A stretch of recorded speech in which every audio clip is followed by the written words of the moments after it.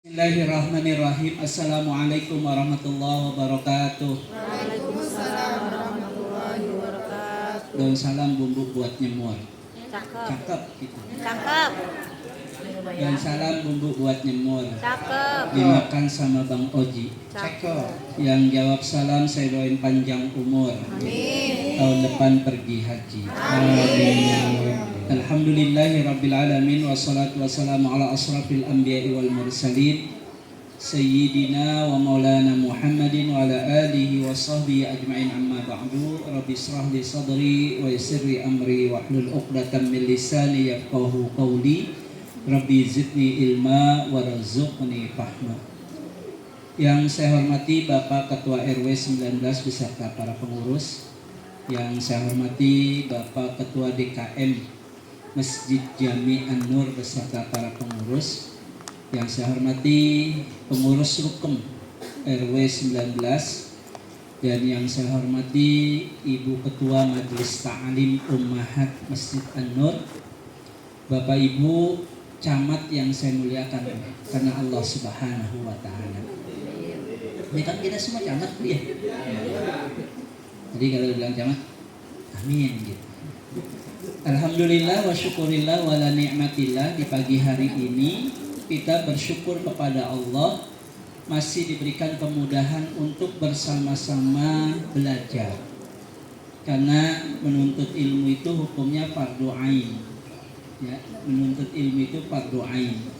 Jadi Bapak Ibu yang hari ini menuntut ilmu, maka insya Allah tidak berdosa karena sudah melaksanakan fardu ain, menuntut ilmu.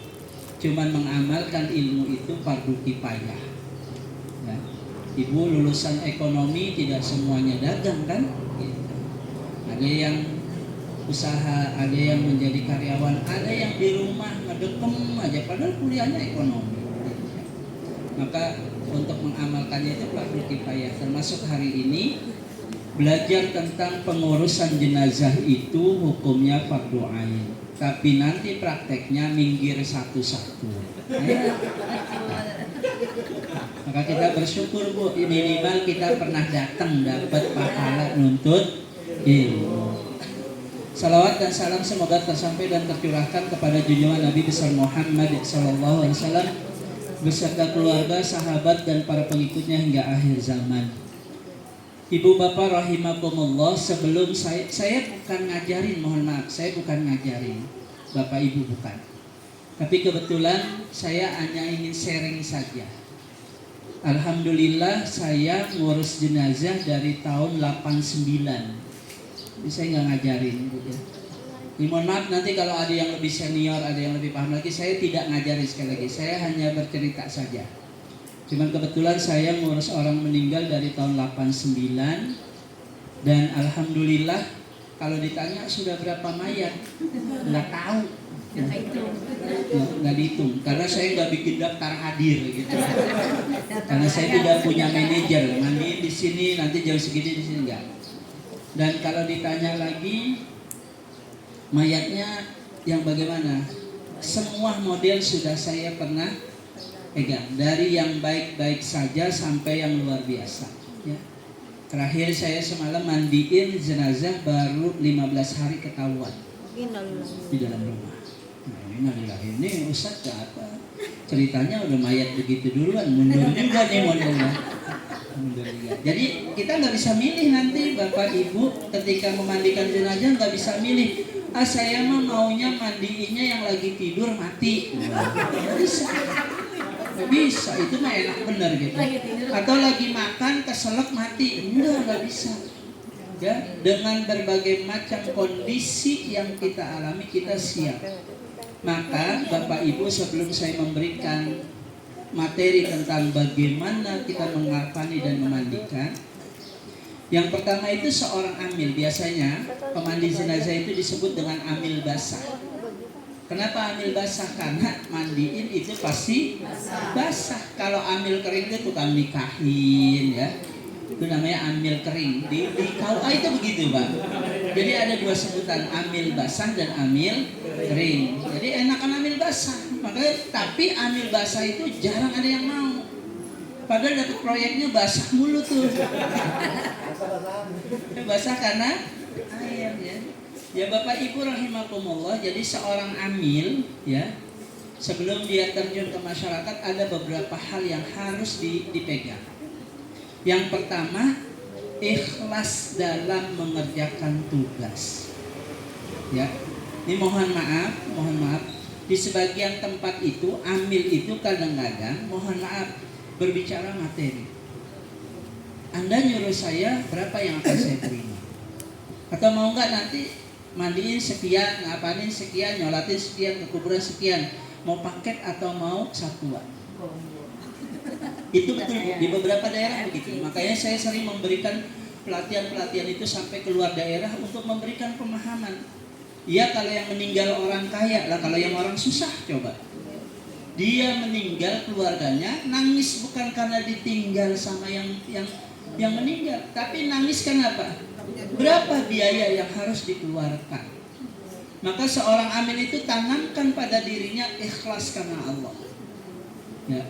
Alhamdulillah tahadus bin nikmah saja Bapak Ibu. Ya, dari tahun 89 sampai sekarang saya mandiin, alhamdulillah. Saya haji itu 6 kali kosasi. Ongkos serba dikasih. 2015 itu saya berangkat haji, nggak tahu siapa yang bayarin sampai dengan hari ini. Di Bapak Ibu kalau mau berangkat haji gratis gampang, jadi aja ambil dah dan gitu. Ya. Umroh saya, seingat saya terakhir saya umroh itu kemarin, ya belum lama. Ditanya udah berapa kali, nggak tahu dah saya kayak gitu. Itu juga kosasi. Ya, saya punya mobil termasuk kendaraan motor ini NMAX yang saya bawa ini adalah hadiah dari saya memandikan. Jadi ikhlas itu jauh lebih besar Pak pahalanya, dan imbalannya jauh daripada yang kita minta. Jadi kalau apapun ibadah ke pekerjaan itu kita niatkan dulu ikhlas, nanti bilangan Allah yang nentuin. Ya, jadi jangan berapa nanti? Wah ini kan orang mati, gua doang yang bisa, jangan. Sombong. Jadi ikhlas. Yang kedua, seorang amil itu harus amanah. Tukang mandiin orang meninggal mulutnya nggak boleh ember, nggak boleh comel, nggak boleh apa aja diceritain. Tahu nggak tadi saya mandiin, mana mayatnya bau, ini, mana dibayarnya segini lagi. Nauzubillah min, nggak boleh. Jadi cukup dia hanya yang ada di situ. Makanya orang yang mandiin itu biasanya orang yang paling dipercaya, nggak boleh ember. Matanya melotot, kenapa? Tapi begitu saya keluarin 100.000 merem lagi, mau mati. Ya. Masih hidup itu ya. Ya kan gitu Bu ya. Jadi jangan cerita, oh tadi mayatnya begini. Jangan-jangan dulu hidupnya sering nongkrong sih di bawah pohon jambu tuh kalau ya. Jadi kadang-kadang kita disangkut pautin, jadi nggak boleh cerita apapun. Ya, jangan cerita. Oh itu Pak RW pantas saja. Mohon maaf, misalnya Pak RW-nya meninggal duluan gitu misalnya ini. Pak RW aja yang benar. Ya. Begitu meninggal, ya. Oh pantas Pak RW, soalnya dia kalau bagian PKH nggak adil. Ini. Kan gitu ya. Nggak boleh. Nggak boleh. Apapun yang terjadi pada si mayat kita harus menjaga. Makanya amanah. Saya tahun ketika dulu rame majalah Hidayah dan Misteri. Ya, saya pernah didatengin sama redakturnya. Waktu itu saya belum punya kendaraan Pak, motor saya nggak punya. Saya kemana-mana itu mandiin naik sepeda, sampai ke daerah Priuk, Cakung itu saya naik sepeda. Ya, jadi dia datang. Kalau Ustadz mau menjadi narasumber, ini ada motor dan uang. Waktu itu saya dibawain uang itu sekitar 7 juta. Tahun 96-97. Ya. Uang Ustadz saat itu besar. Dan nanti Ustadz setiap bulan akan mendapat royalti kalau Ustadz mau jadi narasumber. Tapi saya ingat pesan guru saya, pesan orang tua saya, nggak boleh harus amanah. Saya bilang silahkan bawa semua. Karena ini amanah dari guru dan orang tua saya nggak boleh cerita. Pulang dia kecewa. Dasar Ustaz bego, dikasih duit sama motor nggak mau. Saya dibego-begoin. Saya bilang biarin gua mah bego daripada lu yang pinter. Ya, ngebegoin orang bego, mendingan gua orang bego tapi minterin orang pinter. Saya begitu. Kita kan bego tapi minterin orang. Berarti yang bego siapa? Iya. Jadi begitu, amanah Bapak Ibu, nggak boleh cerita. Termasuk kita takziah. Tadi mayatnya bau, iya kan stroke udah lama nggak diurus, udah merembet itu kemana-mana. Punya anak, padahal anaknya nggak mau ngurusin, giliran bandanya jadi panjang kali lebar, wah kemana-mana. Jadi tidak boleh pada saat kita bertemu dengan mayat, apapun kondisinya kita nggak boleh bercerita. Cukup kita beristighfar, kita berdoa minimal Allahumma fillahu, Allahumma fillaha. Udah seperti itu. Jangan ditanya tadi, melihat nggak, nyium nggak baunya? Enggak. Gua mah nyium, jelas benar tuh baunya. Ya iyalah Bu, jelas mayat itu bau. Pasti. Kenapa? Karena setiap mayat ketika ruh itu mau dikeluarkan dari jasad itu, bukan hanya ruh, tapi mohon maaf kotoran, pipis, bahkan sperma pun akan keluar. Jadi wajar kalau ada orang meninggal bau karena keluar. Ya. Coba Ibu, mungkin sudah ada yang pernah Bapak Ibu begitu ngangkat jenazah, kok ini bau Ya iya, karena keluar.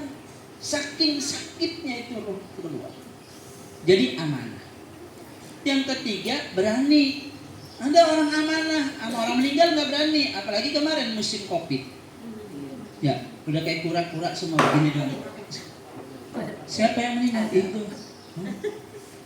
Enggak takziah. Enggak. Kenapa? Entar nular. Dia kena. Tuh. Saya sih gara-gara itu.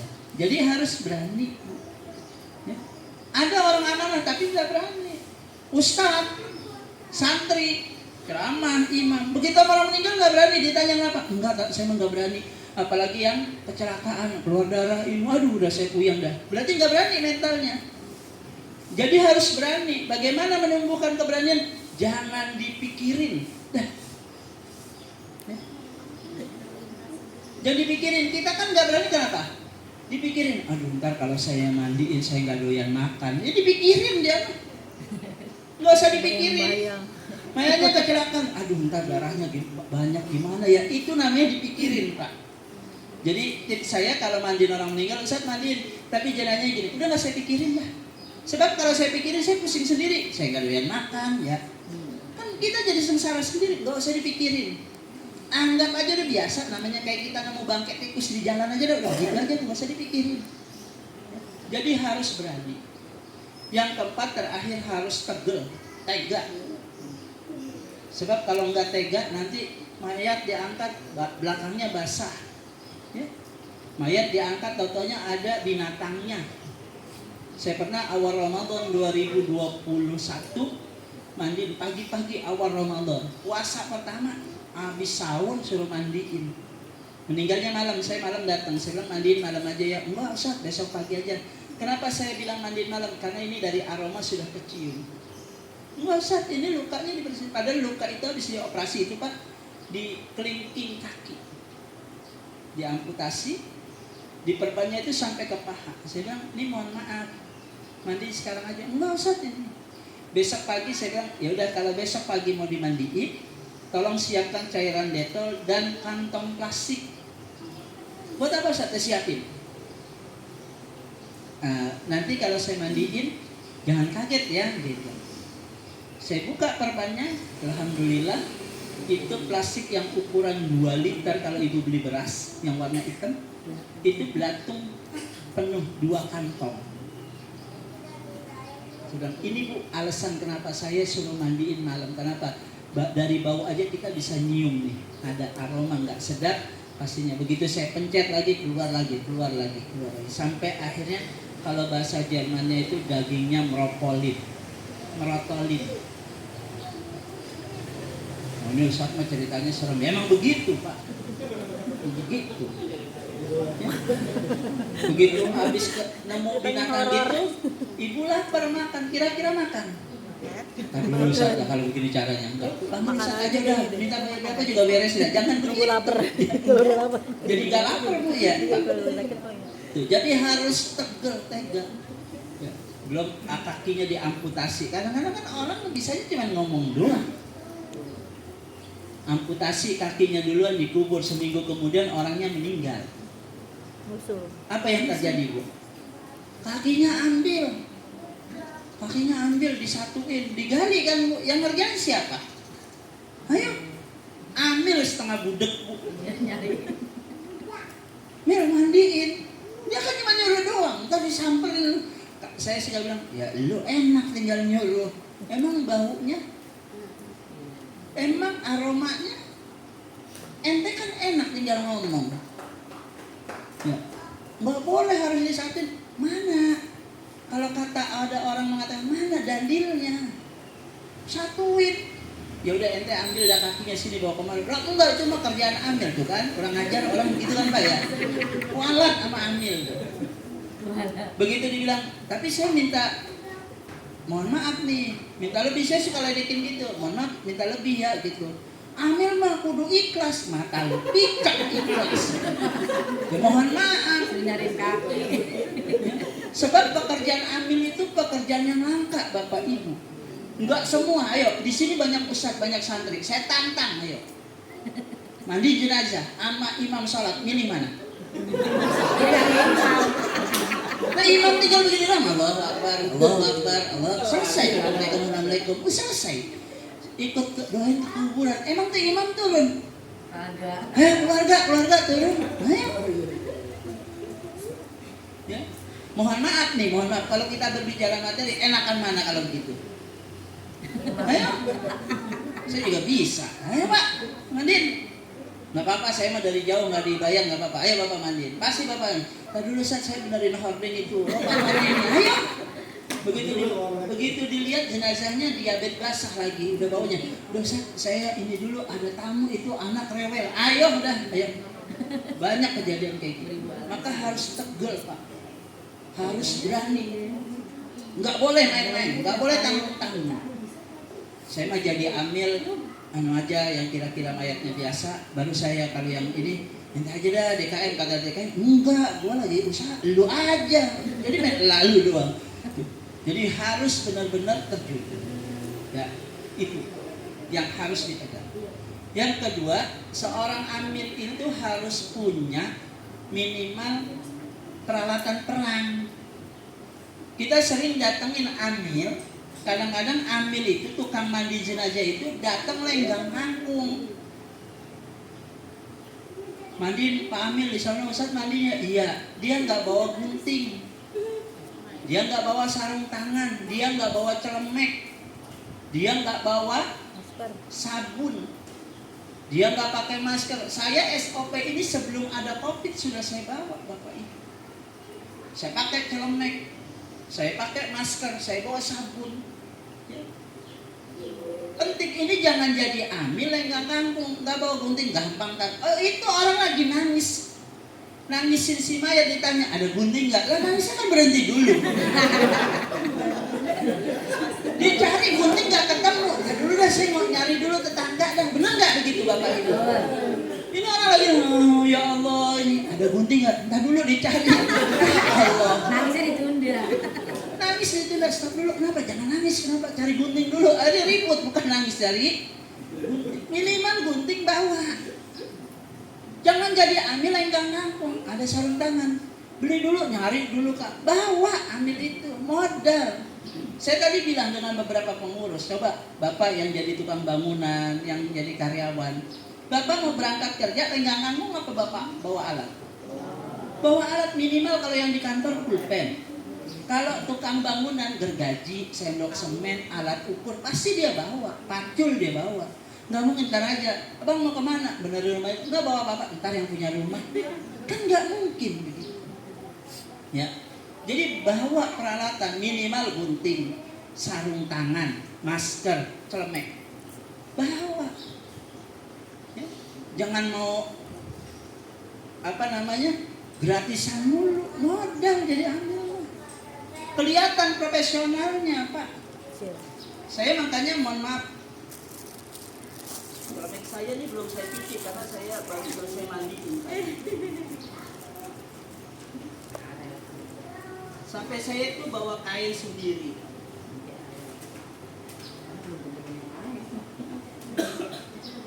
Ya. Saya bawa, ini minimal ini ada di tas saya selalu. Kenapa? Sebab saya kadang-kadang saat dari di mana posisi ini, tolong mandiin di daerah sini, tolong dimandiin di daerah sini.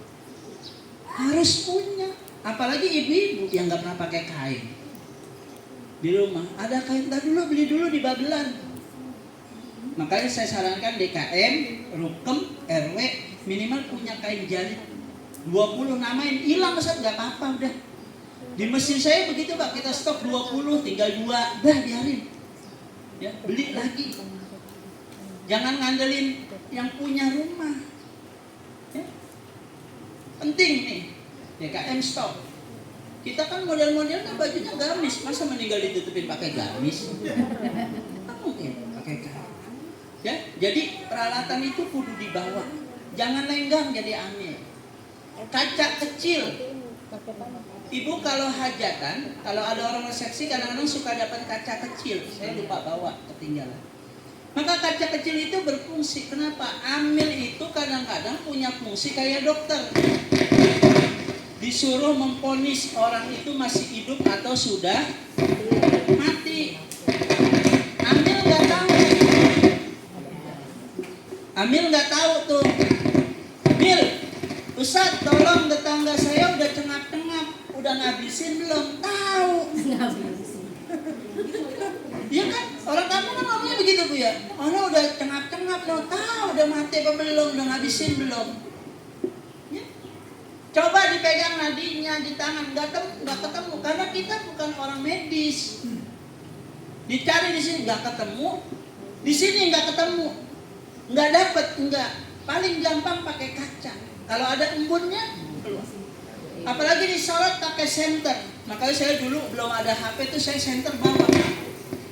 Saya iniin matanya. Oh sudah nggak ada. Tapi karena sekali lagi pemahaman kita terhadap medis, terhadap dunia kesehatan itu sangat minim, maka ada untuk menentukan orang itu sudah meninggal atau belum. Yang paling mudah, silahkan Bapak Ibu pegang hidung masing-masing. Ayo sekarang pegang hidung masing-masing. Iya, maksudnya biar berasa, ayo pegang hidung masing-masing. Rasakan. Bapak Ibu besok begitu takziah, Bapak Ibu begitu ngelihat di muka-mukanya, Bapak Ibu pegang hidung orang yang meninggal. Apa bedanya? Bedanya kalau masih hidup itu, hidung ini keras. Tapi begitu sudah meninggal, ini empuk. Kepikiran nggak Bapak sama Ibu sampai ke situ? Udah mati? Tahu. Kalau masih gerak dikit, nah kalau masih hidup kagak jadi meninggal. Pernah ada kejadian Pak. Di satu masjid itu meninggal sakaratul nazaknya belum sempurna, udah diumumin. Telah meninggal. Dapat pengumuman kedua, mohon maaf tidak jadi meninggal. Itu betul Bapak Ibu, saya ngalamin sampai bisa bilang, ini bego amat yang ngumumin ya, kagak jadi. Begitu saya dipanggil, Ustaz tolong hadir, tentukan karena dokter nggak ada, udah malam waktu itu. Saya bilang, Nadi nggak ada, ini nggak ada. Saya bilang Bapak Ibu silahkan pegang hidungnya. Ngapain Ustaz dipegang hidungnya? Rasakan kalau kita masih hidup ini agak kenyal, agak keras. Tapi orang yang meninggal itu hidungnya lembek. Nggak kepikiran anak kita Pak, Bu. Nggak kepikiran. Kita baru tahu mungkin teori ini. Selama hidup mungkin ada yang udah 30 tahun, 40 tahun, 50 tahun. Oh ternyata nentuin orang meninggal itu bukan nadi doang, hidung aja pakai bisa. Kita kadang-kadang sotoy. Itu kupingnya turun ke bawah. Emang tahu turun ke bawah kemana? Ayo.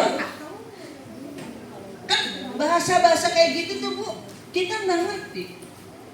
Iya dia mau meninggal itu kupingnya turun ke bawah. Ya sotoy benar. Ininya jidatnya lebar. Emang tahu Ibu? Emang jidatnya selebar apa? Yang paling gampang hidung. Coba besok mudah-mudahan setelah ada pelatihan besok ada yang meninggal di sini ya. Tadi praktekin dipegang hidung. Kata tetangganya, lah masa orang meninggal pada megangin hidung? Iya, ini orang meninggal itu hidungnya empuk, lunak. Itu penting. Ya? Jadi jangan kita nggak tahu jadi amil. Mil, gimana tahu ya? Ini kita belum masuk materi Bapak Ibu ya, sabar ya. Jadi biar tahu. Yang ketiga, amil itu harus tahu kebutuhan. Bapak Ibu pasti sering menghadapi orang meninggal. Bapak Ibu tahu berapa kebutuhan kain kafan untuk satu mayat? Halo Ibu-ibu? Bapak-bapak? Hah? 100 meter? Nah ini nih, amilnya juga amil geplek tuh. Karena amilnya otodidak, milal yang meninggal. Dan beliin babelan, laki-laki dewasa, ibu-ibu dewasa. Betul nggak Bu? Berapa ukurannya? Udah tahu dia, padahal amilnya juga nggak tahu tuh Pak. Jadi kalau kita pakai dalil ilmu itu ya, yang bisa menyebabkan juga diterimanya ibadah, berarti itu amil nggak bisa, ilmunya nggak. Karena begitu ditanya berapa mil kamu itu, udah lu beli aja di Babelan di toko ini harganya sekian. Orang juga udah tahu dah, emang gue biasa pakai itu, karena amilnya nggak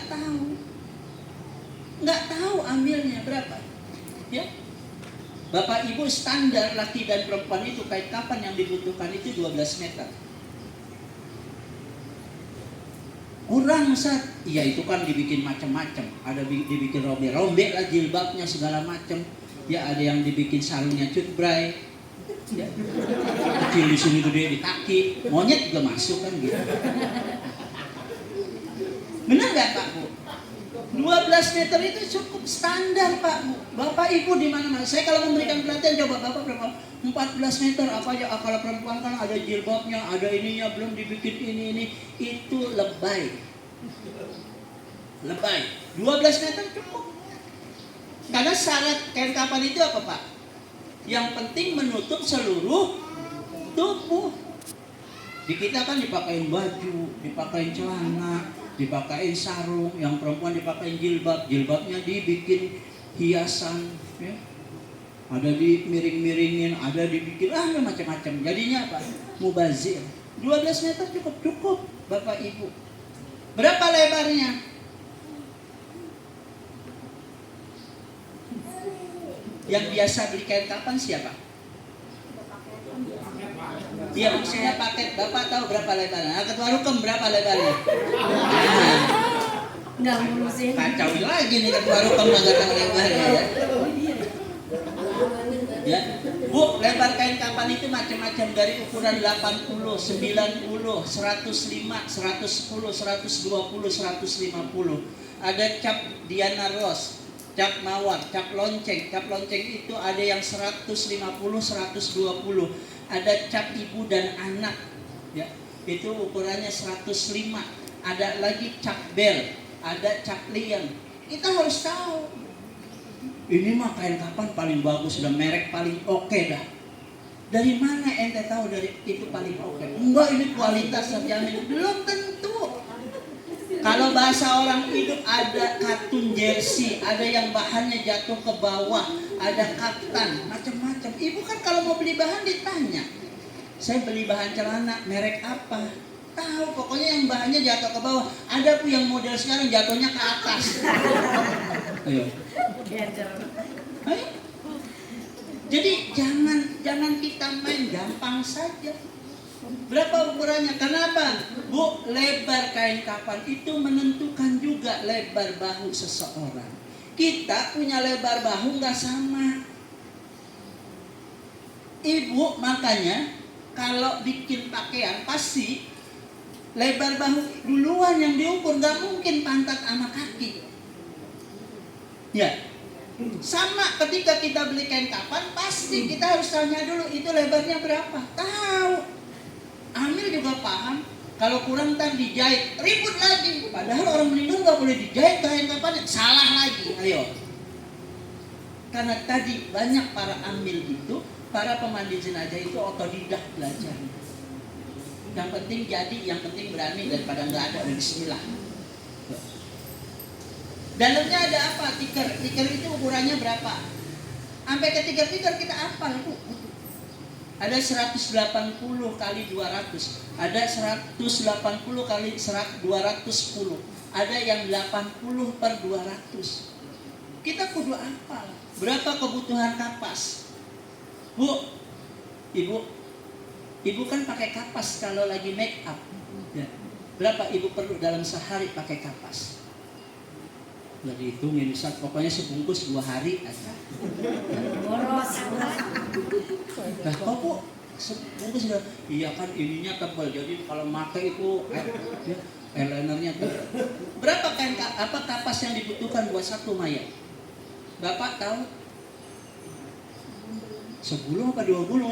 Saya nggak nanya gulungnya. Berapa gram? Minimal Pak, satu mayat itu kapasnya 500 gram, setengah kilo. Kalau gulungan kecil berarti 250 gram, itu 2. Kita harus tahu.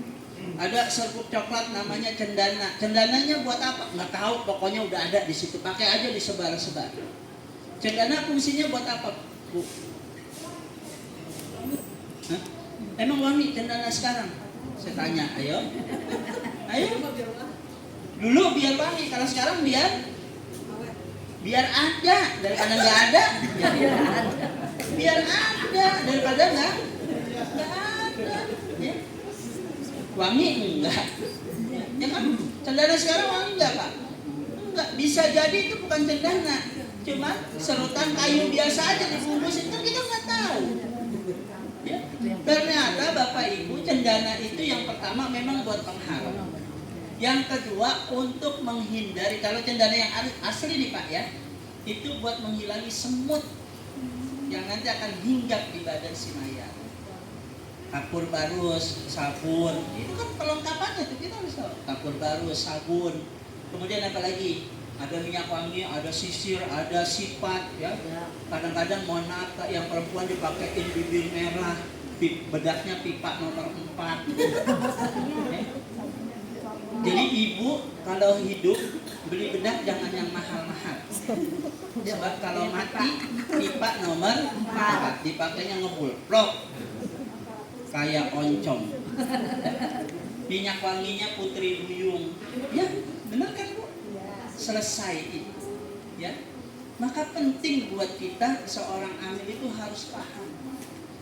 Oh ini kainnya bahannya ini, ada yang bahan polister, ada bahan katun, ada bahan kain kafan ketika dipotong nanti benangnya itu tajam Pak.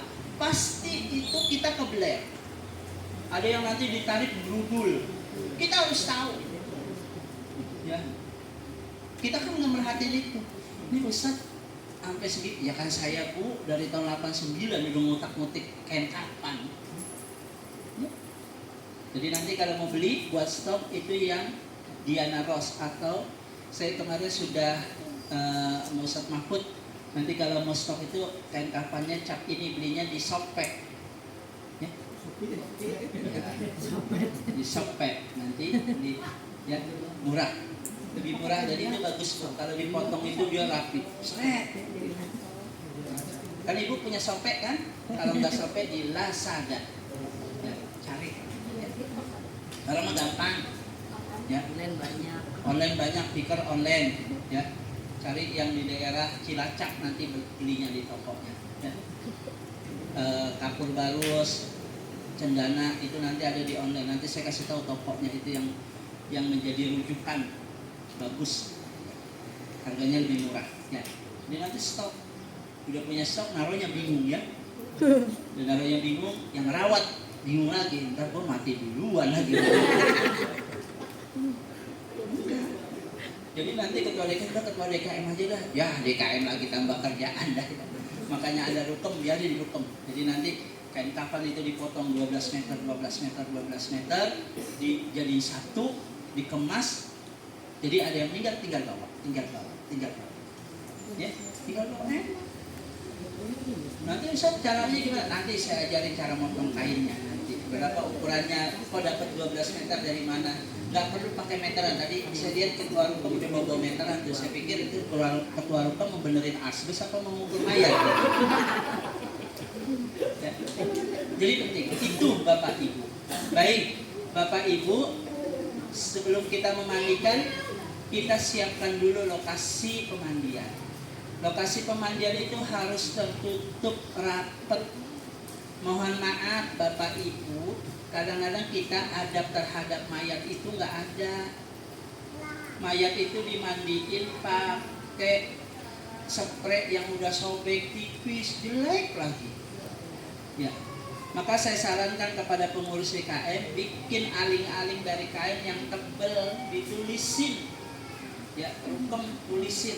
Sebab apa? Kadang-kadang kita di rumah itu kalau mau mandi repot nyari spray. Dan rata-rata spraynya itu juga ya mohon maaf yang udah sobek, yang udah bolong, udah tipis ya. Begitu kita mandi transparan. Padahal memandikan jenazah itu harus di tempat yang tertutup rapi, tidak terlihat.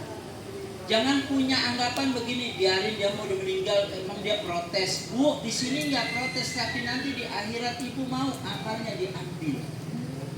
Kita harus punya adab dan etika kepada orang yang meninggal. Jadi dibikin tempat tutup yang rapi dan memandikan itu disunahkan kata Rasulullah tidak di bawah langit. Ada aling-alingnya ditutup. Atasnya ditutup, kiri kanan semua melingkar itu tertutup rapi. Ya. Kemudian ada bak pemandiannya. Di sini sudah ada tadi saya tanya. Kemudian ada ember menampung air. Dan pastikan ada selang panjang dan air yang mengalir. Embernya berapa? 7. Banyak. Kebanyakan. Susah melangkahnya. Ember bak itu cukup 2 atau 3. 1 atau 2 juga sudah cukup. Yang penting ada air yang mengalir. Ya. Ini air ditampung sebanyak-banyaknya. Ujung-ujungnya tuh air nggak kepake. Airnya mubazir. Jadi saya biasanya gitu, silahkan Bapak Ketua DKM beli gentong yang agak lumayan besar, ya, yang isinya itu ukuran 2 kulah. Kenapa harus 2 kulah? Ya, karena memandikan jenazah itu sama dengan memandikan ketika kita mandi junub. Kenapa Bu orang mandi jenazah itu kayak mandi junub? Karena setiap orang yang meninggal pada saat najah, pada saat ruh keluar, bukan hanya pipis dan kotoran, tapi sperma pun akan keluar. Ibu bapak pernah, mohon maaf nih, ketika disuruh buka pakaiannya orang meninggal, di area celana dalam itu ada lingkaran. Lingkaran besar itu air pipis. Maka lingkaran tidak begitu besar, agak kecil. Itu ada kayak kristal, mengkilap, itulah sperma yang keluar. Ya. Baru tahu kan Bapak Ibu? Merhatiin nggak? Kerajinan pakai celana dalam. Orang dilihat-lihat. Ini ilmu. Kenapa orang saya begitu diajarin? Karena mohon maaf Bapak Ibu, saya tahassus tentang jenazah ini. Saya belajar khusus tentang memandikan jenazah dengan kiai saya itu 3 tahun. Jadi saya belum boleh. Begitu tahun 89 baru saya kata kiai saya, silakan kamu terjun nih Mas. Saya 3 tahun tahassus. Kalau ibu harus tahassus hari ini 3 tahun, saya yakin gak nyampe 3 tahun udah bubar. Baru 2 kali datang, besok hafalan doanya, doa jarit ke sini, lain ini sini. Tanya dah, ambil. Kadang-kadang kita dibohongin dulu. Lu mandi, emang lu tahu doanya? Balikin, ambil tahu nggak doanya? Gua mah tahu dalam hati. Wah, boroh tuh boroh. Bohong. Ya kan? Doa ini lain, doa ini lain, doa ini lain, doa ini lain, doa ini lain. Ayo. Bapak masih mau jadi amil? Nah, sembarangan, kan saya nggak dapet job. Jadi nggak begitu Pak, silakan. Saya tahassus 3 tahun. Jadi saya bukannya ini, kalau timbang ini mah apa lo dari nyelotnya sendiri itu kalau mayat mandiri doanya begini, karena udah kapalan kali di otaknya doanya udah. Karena saya paling sedikit tiap hari itu pasti hampir mandi. Tadi saya 2:30 pagi baru pulang, 4 jenazah di 4 lokasi yang berbeda saya mandiin. Hampir tiap hari. Kadang-kadang sehari 4, 5, pernah sehari itu sampai 8, 9 jenazah. Makanya saya senang kalau ada masjid-masjid itu ngadain pelatihan. Minimal kerjaan saya ringan. Kalau yang ini silakan Pak berangkat ke sana, silakan Bu Ibu berangkat ke sana. Kan enak kan Bu ya? Siap ya Bu ya? Ya. Siap enggak? Ya. Jadi seperti itu. Perhatikan ya. Kemudian langkah selanjutnya ya, sebelum memandikan, biasanya di kita disiapin macam-macam air. Padahal kata Nabi mandi itu sunnahnya hanya air bening, air biasa ya, air dan kapur barus.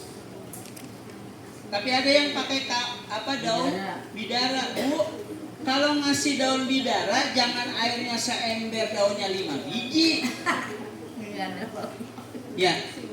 Jadi kalau mau pakai daun bidaranya yang banyak. Dibikin kayak busa.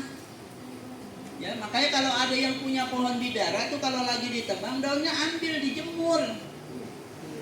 Jangan dibuang, dijemur, nanti kalau sudah dijemur ditumbuk. Sedekah Bu. Kita nggak berani mandi tapi kita punya daun bidara, kita bikin begitu ada yang meninggal nih, ada daun bidara. Jangan airnya sebaskom. Daun bidaranya 5 lembar. Yang penting ada.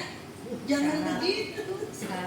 Syarat doang. Pakai daun pandan. Saya tanya, Ibu kadang-kadang suka disuruh Bu ya? Iya. Mandiin pakai daun pandan buat apa Bu?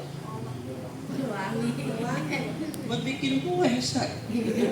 Makanya ada orang yang habis mandiin nyium bau pandan dia takut. Kenapa? Sama. Sampai mandiin orang meninggal, jadi nggak ketelan makannya. Betul kan? Kapur barus buat apa? Pokoknya udah taruh situ aja, ada beberapa macam. Bu, kalau saya pernah belajar ya, setelah air biasa dan kapur barus, kalau memang mau ada daun bidara, saya ditanya yang banyak. Ada lagi yang paling penting, air timun dan ampas timun. Buat nurunin darah tinggi itu mau saya bukan. Bapak Ibu tahu kenapa timun itu diperlukan? Apalagi kemarin lagi COVID, banyak orang nggak tahu. Karena timun itu disinfektan alami yang Allah kasih. Ibu tahu orang penderita TBC akut, paru-paru akut, itu kalau di kampung dimasukin apa? Telur, ditutup pakai telur, mulut dan hidungnya. Biar apa Bu? Kumannya masuk ke telurnya dibuang, dimakan ayam. Ayamnya sakit, Ibu potong. Makan lagi. Benar nggak? Dia kan dipotong, ayamnya digoreng, dimakan. Besok Ibu ngak-ngik. Ayo, bener nggak Pak? Kadang-kadang kita melihat ayam udah mengleng-mengleng, sayang daripada mati, pelihara capek-capek, potong plek, udah selesai. Bapak Ibu pakai air timun. Kalau ada yang mohon maaf, ada penyakit menular, kita tahu nih memang dia punya riwayat penyakit menular kayak paru-paru dan lain sebagainya. Yang pertama itu masukin dulu cairan timun. Jadi timun diparut, diambil airnya. Jangan dicampur air, yang murni. Masukin ke mulut, telinga dan setiap lubang. Ampasnya ditaruh buat dipopolin. Di mulut, di hidung, di telinga, di dubur. Baru dapat lagi ilmu. Makanya rugi yang gak ikut pelatihan Pak. Kan nanya, oh pakai timun, emang lu pengen rujak? Nurunin darah tinggi. Nurunin darah tinggi? Enggak, ada ininya Pak. Ini enggak Bapak Ibu enggak dapat secara ini. Ambil biasa ngajarin begitu. Enggak pakai telur aja, udah mandiin juga. Udah ayo mandiin, ambilnya cuma ayo mandiin, siram. Ayo sabunin, cebokin. Cara nyebokin yang benar gimana? Udah cebok Ustaz. Iya benar. Gimana? Ditekan Ustaz, enggak keluar Bu. Di setengah dudukin enggak keluar. Ayo. Tadi kata ambilnya apa? Udah bersih nggak keluar. Itu dia angkat, ditaruh di kain kapan, mohon maaf kotorannya keluar jatuh. Siapa yang dosa? Amil. Karena amil itu mengurus jenazah itu adalah fardu kifayah. Fardu kifayah itu dia bertanggung jawab satu kampung. Orang imam salah, dia bertanggung jawab terhadap jamaah yang ada. Kalau imam punya makmum 5, imamnya salah, dia cuma 5 orang doang. Bapak ibu yang di rumah tidak menjadi tanggungan imam. Tapi orang meninggal salah mengurusnya, maka amil itu menanggung dosa sekampung. Itulah fardu kifayah. Berat makanya jadi amil. Bukan saya ini Pak, ya, bukan aku tidak, emang begitu. Sembarangan dia, sembrono dia, ngurus jenazah, tanggung tuh dosa sekampung. Bertahun-tahun dia begitu aja dengan kesalahannya, nggak mau belajar. Akhirnya dia menanggung dosanya. Ngeri Pak ya. Bukan cuman mohon maaf, jadi amil mah enak. Tiap hari doanya biar ada yang mati. Dosanya lebih banyak lagi Pak. Padahal kita kalau bercanda suka kelewatan. Enak ya menjadi amil kenapa? Doanya tiap hari kayak tukang gali kubur. Mudah-mudahan mati, mudah-mudahan kan dia. Bapak ibu tukang gali kubur dosanya nggak ada. Nggak ada sekampung. Dia nguburin mayat selesai. Ya, selesai. Tapi amil bertanggung jawab. Bahkan amil aja sampai ngasih bocoran pertanyaan dalam kubur beserta jawabannya. Ya. Lalu kubur kan ditalkin, ya. Apabila nanti datang malaikat mungkar dan nakir kemudian nanya man rabbuka man nabiyuka, maka jawablah dengan lisan yang fasih, ya. Allahu rabbi kan mah berarti apa? Amil itu ngasih bocoran di alam kubur, kunci jawaban, ya. Mengerti dunia hasanah wa fil akhirati hasanah, itu kerjaan amil, ya. Jadi jangan sembarangan Bapak Ibu nanti mengurus jenazah. Kemudian menutup aurat, baik laki-laki dan perempuan. Yang perempuan mohon maaf, ya. Kalau ada yang meninggal, walaupun dia sudah meninggal, tetap rambutnya dijaga, jangan diumbar. Ini kadang-kadang kita sembrono, udah mati, ini siapa yang demen sama dia? Bapak Ibu jangan salah. Bapak Ibu pernah dengar ada orang yang mohon maaf menyetubuhi mayat? Benar nggak Bapak Ibu? Ya, ketika ditinggal sama keluarganya tuh mayat, karena mayat ini mungkin gadis cantik atau juga sudah punya pasangan dia cantik mulus. Mohon maaf, ada orang yang seperti itu. Maka dalam Islam pun ketika ada yang meninggal itu aurat tetap dijaga. Perempuan itu jilbabin, ya. Walaupun bajunya digunting, ditutup pakai kain yang tebal, jilbabin, rambutnya jangan aut-autan, hidupnya ditutupin, begitu mati diumbar, jangan, sebab itu tetap aurat. Maka saya kalau takziah perempuan saya tanya dulu sebelum saya masuk, udah dijilbabin belum? Belum, jilbabin dulu. Kenapa? Itu aurat. Kadang-kadang kita kan kalau takziah buka kerudungannya kelihatan rambutnya. Padahal rambut itu bagi seorang perempuan adalah aurat. Di sini mudah-mudahan enggak begitu Bu ya. Enggak di sana, tapi pindahan orang sini yang bawa. Coba kita kalau nggak ada pelatihan begini Bu, masih terjadi kan Bu di sini begitu orang meninggal perempuan dipakai jilbab nggak? Siapa yang dosa? Ustadznya, karena ustadznya nggak ngasih. Ibu-ibu jaga auratnya, jangan dibuka anak. Begitu mati dibuka, ayo. Jadi siapa yang dosa? Ustadznya masuk neraka dulu.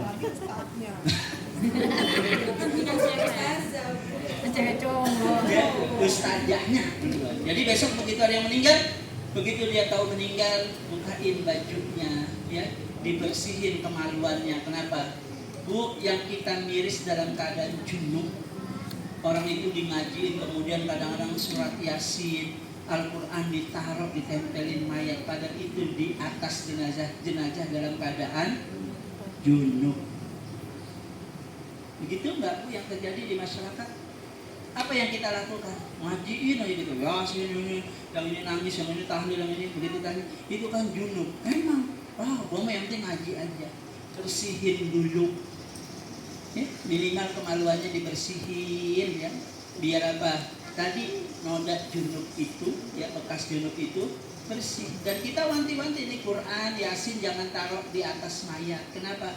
Mayat itu dalam keadaan junub. Kita mandiin jenazah, ngurus jenazah nggak benar, berarti masih dalam keadaan junub.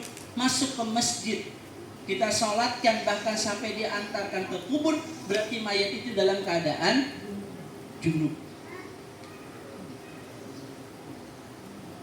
Serem ya? Serem nggak Pak?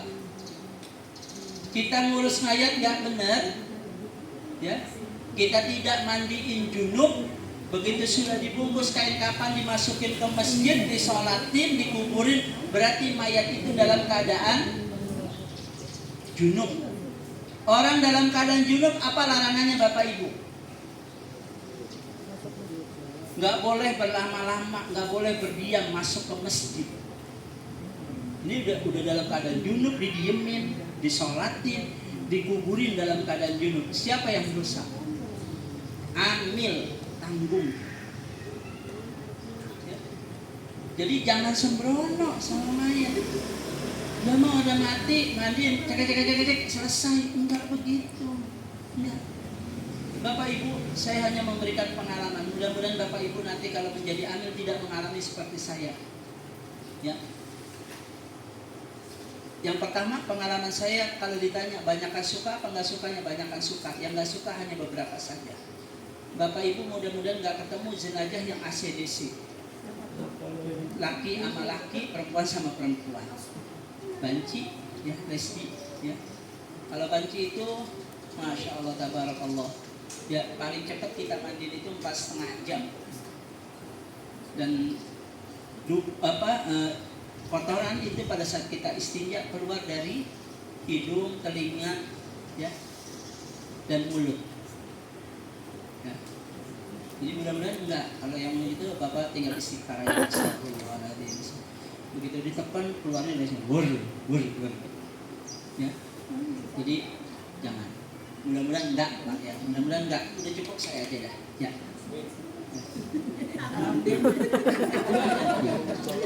Kalau ada yang ACDC, Bapak pasti udah panggil Ustaz aja, dia mah biasa. Berat itu mah tugas kelas berat itu mah ya. Ya. Yang kedua, mohon maaf Bapak Ibu ya, mohon maaf ya. Orang yang meninggal dia pergi ke dukun dan punya jimat. Ya. Itu kalau kita mandiin kadang-kadang ada keluarganya kesurupan segala macam ya. Jadi jangan sekali-kali kita ke dukun percaya orang pintar, apalagi pakai jimat. Mohon maaf Ibu, kalau suaminya mau betah di rumah, Ibu beli minyak harganya 400.000. Terus Ibu bacain kulhu sungsang. Tahu nggak kulhu sungsang Pak? Bacanya dari belakang, kita dari depan aja keder Pak ya. Udah banyak tagihan ya Pak. Istri ngomel mulu, coba kita nggak dikopiin suruh baca kulhu sungsang. Dari depannya kita puyeng dulu. Jadi jangan, jadi dari belakang. Nah kan ribet Bu. Kalau kita kan baca qul huwallahu ahad. Ya. Kalau dia ahad, Allah qul. Kan ribet. Ya. Jadi itu yang kedua. Yang ketiga, oh, Pak, mohon maaf, ini bukan menakuti ya. Ya. Orang yang punya tato. Ya. Tato. Yang perempuan-perempuan biasanya alisnya ditato permanen. Kalau bisa dihapus. Yang laki-laki sebab apa? Yang sering kita lakukan. Ini terakhir kemarin saya ada orang meninggal, alhamdulillah dulu mudanya itu banyak tato. Begitu dia mau menjelang meninggal itu tatonya dihapus. Alhamdulillah cepat Bu proses memandikan. Yang satu lagi karena punya tato banyak, itu kagak kelar-kelar Bu. Kotoran keluar terus. Karena apa? Air tidak bisa masuk ke dalam pori-pori. Jadi nanti kalau yang pada punya tato dari sekarang, ya pelan-pelan ya bilangin. Ibu-ibu yang sininya ditato biar nukik gitu. Ya kan ada ibu-ibu ada kan? Ya ininya di sininya permanen. Ya bilang hapus. Kalau Anda seorang muslim hapus, berapa kasihan nanti. Yang laki-laki juga. Ya, apalagi mohon maaf yang laki-laki ada balon airnya pakai silikon. Dan nanti pada saat dimandi silikonnya itu bisa jalan, Pak. Bisa. Kan dia kayak balon diisi air. Nanti kita sabun di sini, dia jalan ke sini. Gitu. Dan itu ketika saya haji 2015, saya bareng dengan ACDC, nggak ada yang mau tidur, akhirnya sekamar sama dia, akhirnya dia tidur di lorong hotel. Ketika wukuf di Arafah, itu betul. Ini dia jalan, yang akhirnya dia pingsan, ngoroknya itu persis sapi yang dipotong. Nah, itu tetangganya bilang dia bisa sadar kalau minum 21 obat warung. Jadi sekali minum, baru dia kembali normal. Jadi jangan Pak ya. Kalau emang hidung kita segini udah terimain aja. Ya. Yang penting kita laku, suami udah punya, gitu aja. Ya. Jangan biar suami tambah sayang, ininya dijahit, ditambelin begini. Jangan, ntar begitu mati plengak-plengok. Ya. Nah, apa adanya. Ya, penting Bapak Ibu sekalian. Ini kemudian langkah pertama memandikan. Nah, baru ini kita masuk memandikan. Langkah pertama memandikan, menjaga aurat si mayat, ya. Jadi jangan diablak. Kalau laki-laki itu dari mulai pusat, ya, bodong sampai ke lutut. Jadi jangan begitu mandi orang meninggal itu semuanya dibuka. Makanya kalau orang meninggal itu, saya kalau mandiin itu biasanya saya minta 2 kain. Ya. Kain yang pertama buat nutupin dulu dari pusat sampai ke lutut. Itu laki-laki. Kalau perempuan semuanya ditutup dari mulai leher sampai kaki, ya, kecuali muka, ya, karena itu sama-sama perempuan. Suami boleh memandikan istri, istri juga boleh memandikan suami. Anak laki-laki memandikan ayahnya, anak perempuan memandikan ibunya. Ya. Jangan mandiin orang meninggal, mohon maaf, kayak orang jualan di pasar, semua masuk, akhirnya ini bagian ini, oh itu belum disampaikan ini. Akhirnya kita di dalam ruang pemandian itu ribut sendiri. Lu gosokin itu, yang itu kadang-kadang kalau air gosokin begini. Astagfirullahaladzim. Pelan-pelan. Itu parahnya siramnya juga sakit. Ada caranya. Ditutup dulu auratnya. Yang kedua apa? Bersihkan semua lubang-lubang.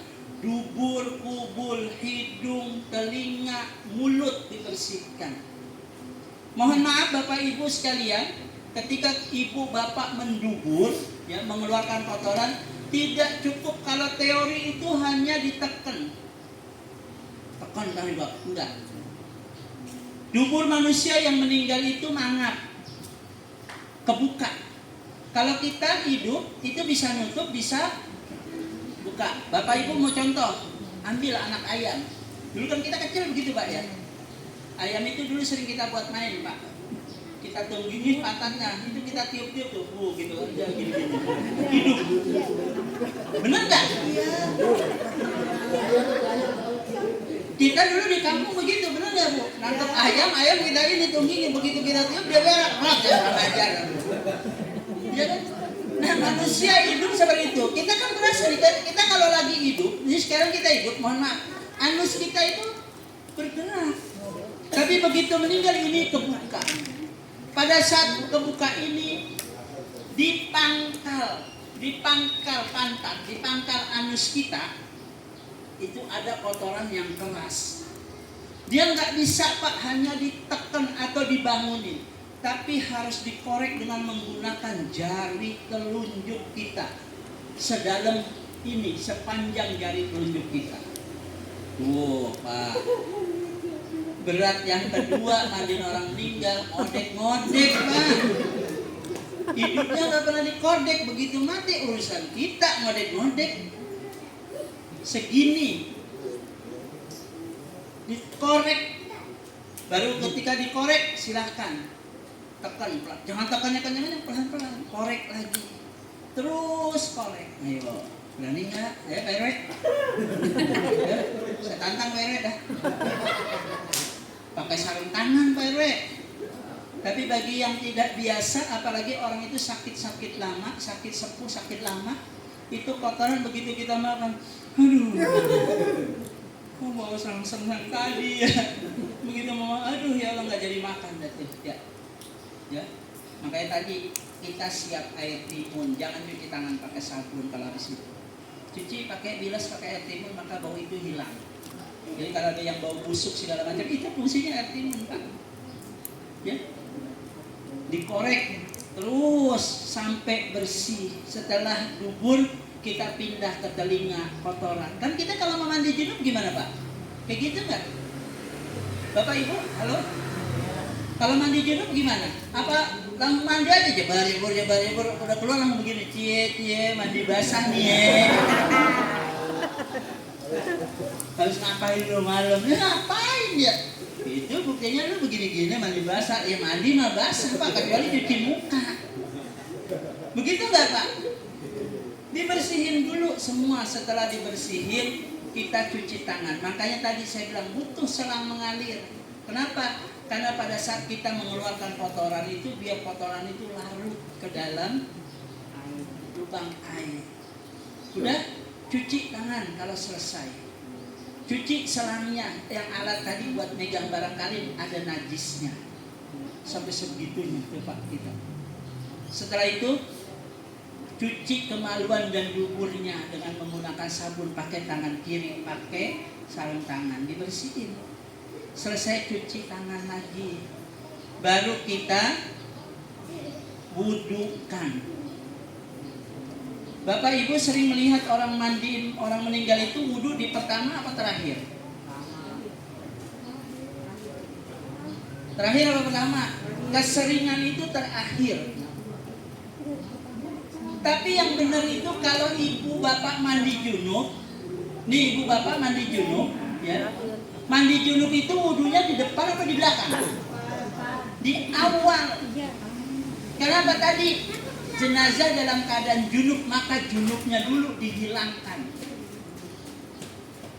Wuduin, tapi jangan pakai kumur loh.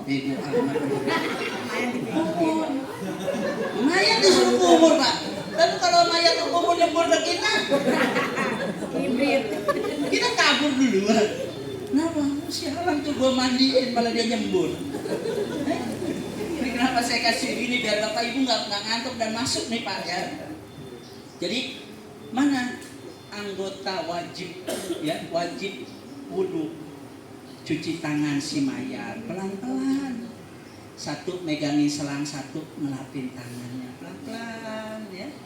Setelah itu apa? Mukanya dibasuh dengan sempurna, tangan sampai siku. Makanya jenazah kaku perlu dilemesin ya. Bagaimana cara ngelemesinnya? Jangan dipaksa Pak. Bawa baby oil atau minyak zaitun, diurut dulu kalau dia kaku, dilemesin. Karena apa tadi? Semua saraf itu tegang, yang nggak bisa balik lagi, ya dilemesin, ya sambil diwuduin sampai batas mana? Siku, jangan sini, dilebihin sedikit, ya siku. Dan nanti biar kita nyabunin air juga basah, ya. Kanan dulu, kiri, baru kepala, ya. Habis kepala, kaki, ya. Setelah kaki selesai, itu baru urutan mandi, belum mandi nih Pak, baru sampai wudu. Kemudian baru kita mandi junub. Posisikan mayat itu miring ke sebelah kiri, artinya tangan kiri ditibanin. Ibu bapak mohon maaf, ya. Ketika kita mandi ini aurat bukan? Aurat. Yang sering terjadi ini ditutup apa dibuka? Dibuka. Padahal kita sesama muslim dan muslimah itu tidak boleh melihat aurat saudara kita. Makanya saya suka bilang ketika dimiringin ini saya tutup dengan kain. Cara nutupnya dari mana? Dari depan, sampirin ke sini. Ya Bu ya. Sekarang saya tanya nih, yang sudah ditutupin apa enggak? Enggak. Sampai kelihatan apanya? Kadang-kadang anak kecil ngintip. Ada salahnya. Itu benar Pak. Saya pernah waktu itu ada amil mandiin, akhirnya amilnya saya omelin. Kebetulan dia peserta pelatihan saya omelin. Ente besok mandiin jangan begitu. Anak kecil Pak ngintip. Masa ada salahnya kelihatan. Besok tutupin bagian belakang. Caranya bagaimana? Tadi kain yang kedua dibuat nutupi. Nanti kalau miring ke sebaliknya sama. Miringkan ke sebelah kiri, jadi posisi miring. Siram bagian kanan terlebih dahulu, depan dan belakang. Kalau kita kan kadang-kadang disiram, ya Bu ya. Siram atas, bawah, depannya dulu nih, sabunin, baru balik lagi. Itu mandi apa tuh? Jadi yang benar itu mandi junub itu tanpa sabun dan sampo. Siram dulu, basahin bagian kanan sampai lipatan-lipatan itu benar-benar kena air. Basah dia. Baru bagian kepala yang kanan kita miringkan ke kiri, siram dulu semua sampai benar-benar basah. Berapa kali? 3 kali, minimal 3 kali. Baru kepala kiri, sambil kita urut pelan-pelan rambutnya biar air itu masuk ke dalam rambut. Selesai nggak mandi junub? Selesai mandi junub, baru rebahkan si mayat, celentangkan si mayat, siram dengan perlahan dari atas sampai bawah. Mandi yang kedua ini baru disebut mandi jenazah. Mandiin dari kanan, sabunin kanan, baru sabunin kiri. Yang terjadi apa? Ayo semua masuk, mandiin, sabunin, wah habis. Akhirnya nggak beraturan mandiinnya, nggak bersih. Sabunin kanan dulu. Kalau ada yang kanan kiri, yang kiri kalau mau nyabunin tunggu perintah yang kanan. Biar yang kanan mulai dulu, baru kiri. Ini kadang-kadang nggak, kiri songong duluan. Biar cepat kelar, kelamaan. Jadi kalau mandiin ada berdua bertiga, tunggu perintah yang kanan. Kalau kanan udah nyabunin, baru kiri mulai nyabunin. Di kanan dulu nyabunin, ayo silakan baru yang kiri. Enak rapi Bu. Kita mandi nggak basah-basahan, teratur kita mandi. Ya, baru sampoin semua. Selesai nggak mandiin? Selesai kan Pak Bu? Baru yang kedua kita wudukan kembali. Jadi wudu 2 kali. Yang pertama tadi wudu untuk mandi junub, yang kedua wudu untuk persiapan dia disolatkan.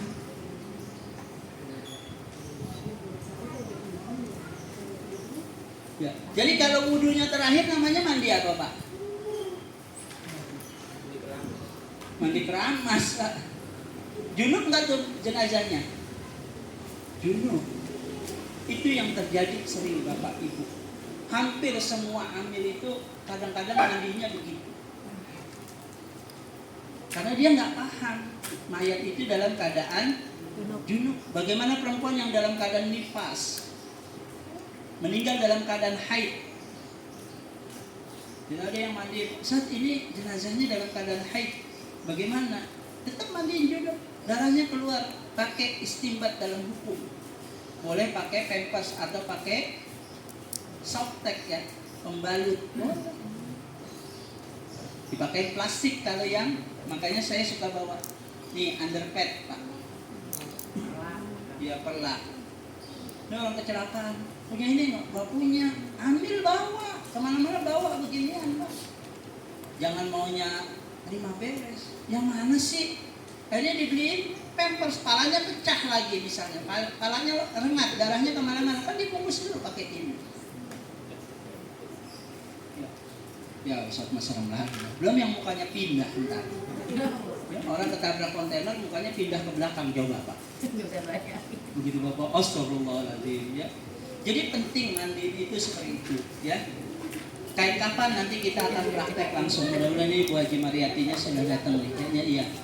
Nanti ibu mulai dari cara motong, bapak-bapak juga seperti itu.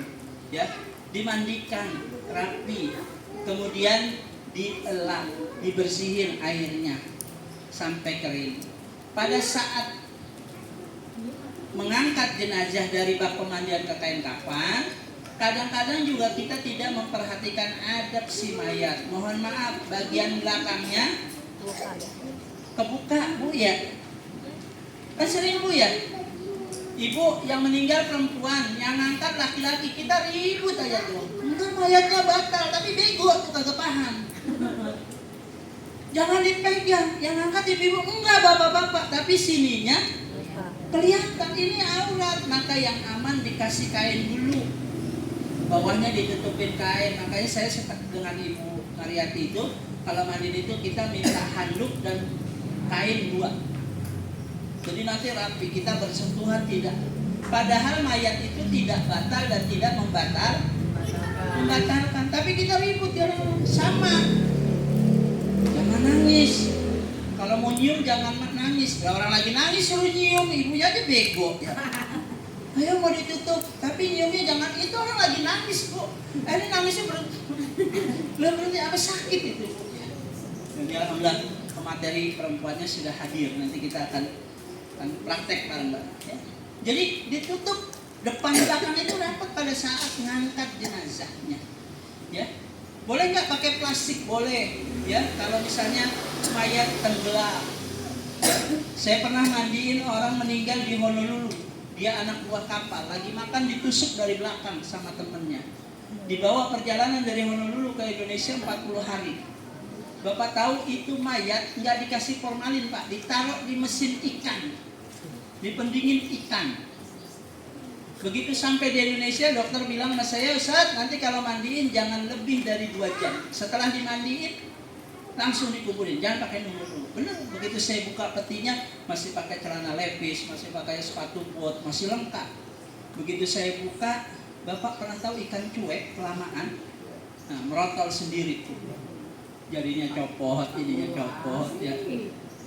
Seminggu kemudian saya mandiin orang meninggal penambang pasir dari India 35 hari. Hari berikutnya, selang sehari, jenazah 10 hari, kakek-kakek meninggal nggak ketahuan. Begitu nikmat tuh. Bapak dapat model begitu? Kira-kira tidur pules? Nggak jadi. Stres tuh bisa. Minum obat penenang, kalau nggak obat tidur biar bisa tidur. Yang kedua begitu mau makan, aduh ya Allah bibirnya udah begitu, aduh nggak jadi lagi dah. Jadi Bapak Ibu rahimakumullah, penting buat kita itu sangat, karena ilmu ini adalah ilmu fardhu kifayah. Fardhu kifayah itu kita semua harus bisa Bapak Ibu. Jangan sampai ngandelin satu orang. Ya, sabun usahakan pakai sabun cair. Tapi kalau sabun batang dikerok. Sebab kalau nggak dikerok kan dia licin tuh, kalau jatuh lontang, lonteng. Ini orang mandi ribut amat. Ya. Jadi dikerok, ya. Kan orang nggak coba Bapak Ibu kalau mandiin pakai sabun, udah sabunnya Gip, makanya ibu-ibu rata-rata nggak mau pakai sabun Gip. Samponya Emeron. Ya. Pokoknya kalau begitu nyium sabun Gip, gue ingat mandiin gue ya. Kalau saya tuh sering saya bawa pulang, kalau nggak dipakai saya pakai buat mandi di rumah. Begitu Bu ya. Samponya juga begitu Emeron, kalau nggak Lifebuoy. Aduh, mana samponya sampo. Jadi dikerok biar nggak bunyi pelontang ya. Jadi sabun itu dikasih air. Kalau bisa pakai air hangat sedikit. Jadi biar kayak sabun cair Bu. Kalau pakai air dingin kan, air biasa itu kan dia nggak ada reaksi yang begitu. Tapi pakai air hangat dia akan seperti sabun cair. Tinggal pakai busa, pakai kapas, kita ini bisa. Mudah Bu ya Pak, mandi mudah ya. Mudah kan Bu? Mudah teorinya, prakteknya setengah celeng dah. Ya. Mudah Bu, insya Allah nggak ada sulitnya kalau kita terbiasa. Ya, setelah dimandikan dikafani. Berapa kapan tadi? Ukuran yang panjang 3 dilebihi 10 sampai 20 cm. Ngukur orang meninggal, kain kafan itu kalau jangan dari samping. Tapi kalau kita mengukur orang meninggal itu dari tengah. Kenapa dari tengah? Sebab kalau dari samping lipatan itu nggak kena. Makanya kadang-kadang terjadi pada saat jenazah ditaruh di kain kafannya kurang. Indosiar berlaku. Hidupnya suka ngambil tanah orang. Bener nggak Bu? Padahal mah kita amilnya yang agak paham. Kita ngukurnya salah. Ya kok gitu ya? Masa tadi gua emang apa RW? Begitu gua ukur pas begitu mayanya gua taruh kok kurang. Elunya nggak paham. Enggak, emang Pak RW nyerobot itu. Tanah masjid buat sekretariat begitu. Apes banget jadi RW, ya Allah, ya sampai mati aja masih disalahin juga. Padahal nggak begitu, Bu. Ya nggak begitu. Ya, jangan pernah menghubungkan sesuatu itu dengan sesuatu yang lain. Enggak, Bu. Kita yang salah. Kita yang salah ngukurnya, salah tekniknya. Kita kan kebiasaan ngukurnya di sini. Ibu, mohon maaf, ini tadi ada yang udah bawa ini nih. Ibu ngukur pakai ini dengan ngukur nanti pakai tali yang kita gunakan pada kain kafan pastinya berbeda. Kenapa? Ini kan lekukan nggak kena, Bu. Ya, ini kan untuk bidang yang datar. Coba Ibu ngukur pakai ini, begitu, bisa nggak? Nggak bisa. Maka kita biasanya kalau ngukur tidak pakai ini, nanti kita bikin tali. Ya, itu penting. Jadi bolehkah pakai plastik? Boleh. Saat bagaimana kalau jenazah itu pakai gigi palsu? Kalau masih begitu meninggal bisa dicopot-copot. Tapi kalau nggak bisa udah jangan. Kenapa?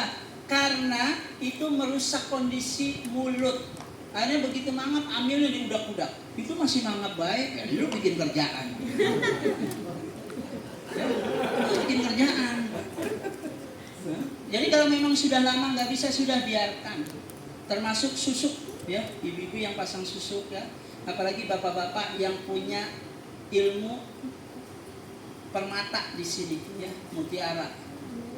Biar cewek dengerin omongan dipasangin. Jadi remes tuh laki, apa aja diomong ya. Jadi yang pasang susuk ya, kalau memang bisa diambil tapi kalau nggak bisa ya. Ibu bapak rahimakumullah. Kemudian bagaimana menangani jenazah yang mohon maaf ya matanya terbelalak. Biasanya Ustaz ada doanya tuh, ibu bapak saya kasih doa hari ini nggak bakalan dipakai dan nggak bakalan hafal. Dicatat, tapi nggak dihafal, nggak dipakai lagi. Kita ada yang meninggal, gua pernah tuh dikasih catatannya di mana ya? Benar nggak Bu? Ngaku aja dah. Karena saya begini-gini ngasuh majelis taklim itu 18 ibu-ibu majelis taklim. Jadi saya tahu banget karakter ibu-ibu. Rajin minta doa, rajin nyatet, kagak dipakai. Begitu giliran butuh, gua lupa naruhnya di mana itu. Bener kan Bu ya? Bener. Tapi giliran seragam sama arisan hidup. Nanti ngaji dress code-nya putih, gamisnya, jilbabnya gold. Gak punya, ngutang, ditagih, galak. Nah, ibu-ibu. Karena saya 18 majelis taklim saya megang. Jadi saya paham benar. Ini untung hari ini pelatihan nggak ditulisin sama ketua majelis taklimnya, dress code putih-putih. Ada yang pelatihan itu pakai dress code. Ya. Makanya bapak-bapak ngajinya begitu-gitu lu nggak maju, orang nggak punya seragam ya Pak ya. Dari pokok dari nikah sampai sekarang itu, peci itu, dari sari itu, dari ibu ganti. Ayo. Nanti pulang Pak, makanya alhamdulillah Pak kita para suami nanti ditanya sama Allah dikit pertanyaannya. Kenapa? Karena kita mah kaos nggak ada yang beli dari partai atau dari material.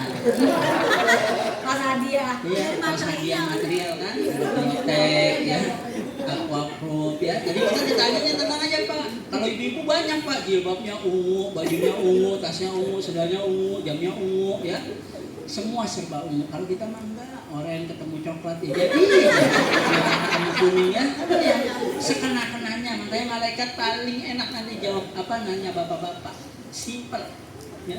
Kalau ibu nanti banyak. Yang hitam kemarin beli di mana? Yang hitam ada berapa? Banyak Pak. Ya, jadi bagaimana nangani matanya yang yang terbelalak. Doanya, Bapak Ibu nggak saya kasih doa, tapi saya kasih teknik. Ya. Makanya perlu tadi ada baby oil atau minyak. Ya. Minyak. Caranya kalau matanya terbelalak itu atau mulutnya, jadi matanya dulu Pak ya, ini dikasih minyak. Diurut pelan-pelan. Karena tadi orang meninggal itu pada saat ruh dia dicabut, mata itu ikut narik ke atas. Terbelalak. Ya. Melotot. Ya. Maka caranya diurut sambil nanti kita pejamkan. Baca doanya apa? Allahumma firlahu, Allahumma firlahu, Allahumma firlahu. Ya Allah ampuni dia ya Allah. Ya Allah ampuni dia ya Allah. Terus pelan-pelan ditutup, insya Allah rapat. Ya. Terus saya kasih doanya satu ya. Yang pendek aja. Nanti kalau saya kasih panjang-panjang itu nggak hafal. Ya. Cuma menu-menuin tas doang. Tapi ujung-ujungnya buat bungkus kue lagi ngaji ya. Kebuan ya. Kemudian kalau mulutnya mangap, sama Bapak Ibu kasih minyak, urutin dulu di leher. Tadi itu yang Ibu Mariati Mandiri itu kemarin ternyata orang kena serangan stroke ya. Dan pembuluh darah di kepala itu pecah. Disangkain kesurupan itu. Habis orang bisa orang kena stroke. Itu kejadiannya dia pulang ngantar outing kelas anaknya, jatuh dari bis ya, turun jatuh, disangkain kesurupan padahal dia kena stroke. Jadi harus perhatiin tuh Pak ya. Ternyata pembuluh darah di otaknya itu pecah. Ya, yang mana bagaimana tadi minyaknya taruh di leher, diurutin, kemudian dirahang pelan-pelan sambil kita rapetin. Ya, insya Allah rapat. Doanya bagaimana Ustaz? Itu mah gampang doanya Bu, Pak. Bismillahi wa ala millati Rasulillah. Terus Bismillahi wa ala millati Rasulillah. Ya, mudah kan Pak Bu ya. Tangan juga sama, kalau yang kaku biar bisa itu gampang diurutin sambil baca apa? La haula wala quwata illa billah. Ini doanya itu aja. Ya, jangan mandiin pakai selfie ya. Ini mandiin pakai selfie lagi. Cek. Alhamdulillah. Jenazahnya gua mandiin nurut kagak bergerak. Begitu lagi selfie ya. Gitu. Kita monyong. Kira-kira bagaimana Bu? Besok aja ya. Jadi itu yang paling penting itu. Baik Bapak Ibu rahimakumullah, ada yang ingin ditanyakan sebelum kita praktek? Ya. Kalau misalnya pembuluh pecah terus darah terus dari itu dari dirawat nggak ada lagi bilang tidak lagi bilang. Bagaimana? Makanya tadi Bu, kain kafan itu dilapisin ini. Sebab kalau pembuluh darah di otak itu sudah pecah, nggak bisa berhenti. Sama kayak orang kecelakaan. Dia mengalami kecelakaan di kepala itu, darah pasti akan terus keluar. Ya, alternatifnya setelah dibungkus, sebelum dibungkus kain kafan itu dilapisi ini atau plastik. Kenapa? Biar kain kafannya itu tidak kena darah. Ya, jadi tidak, atau mohon maaf yang luka diabetes basah itu biar kain kafannya itu nggak basah, nggak lepek, nggak rembes, gitu, ya. Jadi jangan nanti begitu diangkat, aduh basah. Bapak Ibu kalau jenazah itu lebih dari 2-3 hari itu, ya, ketika cairan kena di pakaian ibu itu nggak bisa langsung hilang, aromanya itu nggak bisa langsung hilang. Paling cepat itu ibu bapak cuci sampai dengan hari ke-7 baru hilang. Ujung-ujungnya dibuang, kan sayang tuh ya. Makanya kalau mandi jangan pakai baju yang bagus-bagus ya. Yang bagus mah buat ngaji aja, buat ngantar sekolah ya. Kalau mandi pakai daster sama kayak ngadepin suami aja. Bajunya banyak yang pakai daster ya. Padahal mah izinnya ya itu seragam majelis taklim dipakai ini buat sekolah ama ngaji ama kon. Nah, begitu di rumah daster bolong dijahit lagi, ambil lagi. Maka suaminya udah enak aja ya Allah. Ya. Baik Bapak Ibu, kita bisa ya. Sudah kita akan praktek ya, nanti Ibu akan dipandu oleh Bu Mariati. Nanti silahkan tanya ya. Oh iya. Mohon maaf ini karena kain kafannya gulungan ya. Ini 50 yard. 50 yard itu sekitar 42,5. Bisa jadi berapa untuk berapa jenazah? 4 jenazah. Kalau tadi kebutuhannya cuma 12 meter ya. Saya nggak usah pakai ini, kedengeran Pak ya. Jadi ini 12 yard.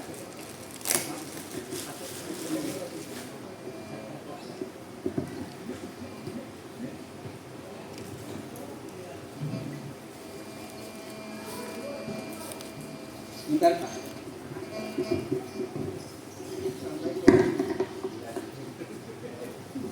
Guntingnya ya. Nah ini Bu, ini bahannya polister, ini licin. Ini hati-hati bahan seperti ini. Karena kenapa hati-hati? Ibu bawa potongan kain yang tadi nggak? Nggak bawa ya? Iya, saya juga nggak bawa. Jadi cara ngitungnya ini satu ini berarti semeter Bu.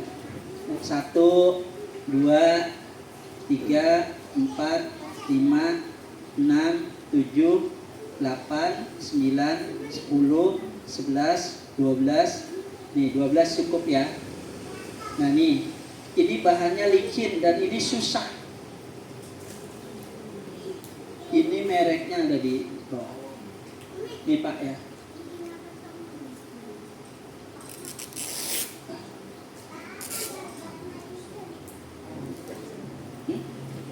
Iya.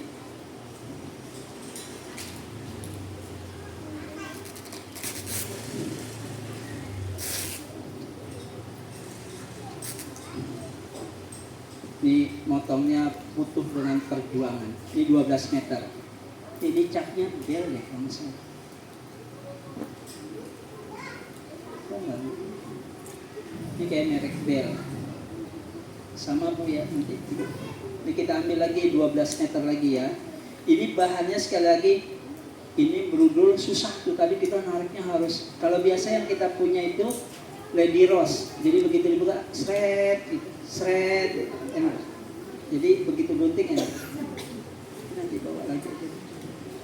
Tuh, 1, 2, 3, 4, 5, 6, 7, 8, 9, 10, 11, 12. Nanti buat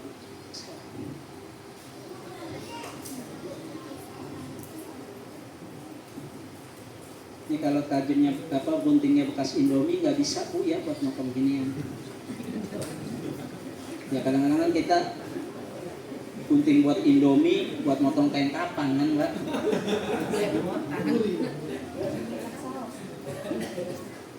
Iya di dari itu.